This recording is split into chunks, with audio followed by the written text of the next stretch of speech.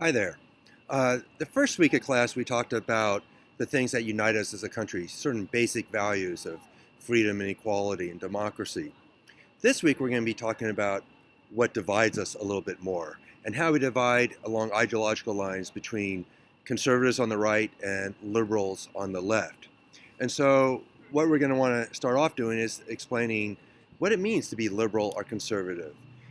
One thing to pay attention to is how this breaks down on both uh, economic issues and social issues. So we can talk about economic conservatives who want small government and low taxes.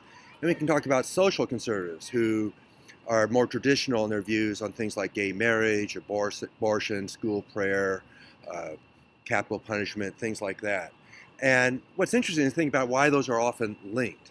And of course, the other thing to pay attention to is that they're not always linked. Someone can be economically conservative, but somewhat socially liberal.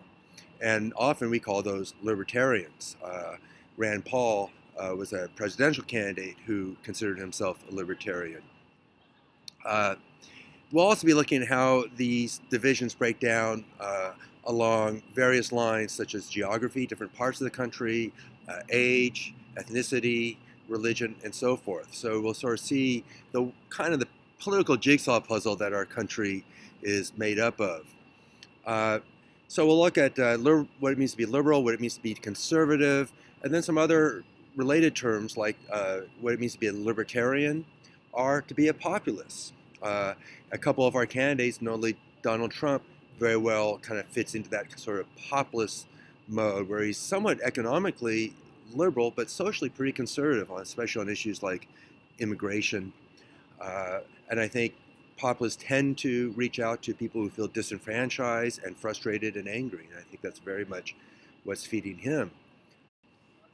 Let me also point out that even though last week we talked about our country being founded upon the principles of classical liberalism, remember that's a little bit different than what it means to call someone a liberal today.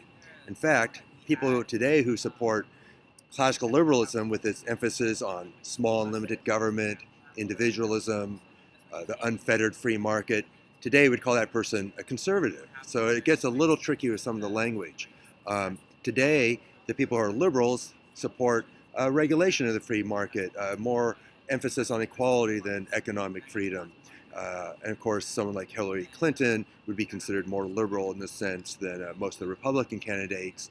And then Bernie Sanders would sort of say, I'm even further to the left of Hillary Clinton, is really more moderate, and I'm more kind of a true progressive, which is sort of a synonym for being liberal.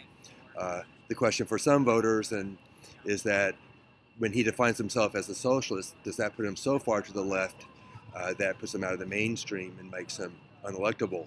Uh, as you sort of look back over really what socialism is, Bernie Sanders' version of socialism is a fairly mild form of socialism. He's not talking about major industries being taken over by the government, but he does want to have socialized medicine and free education and go a little bit further on things like raising the minimum wage, which interesting thing to look at where a class poll turns out on some of those issues and see how Barry Sanders would line up in this class.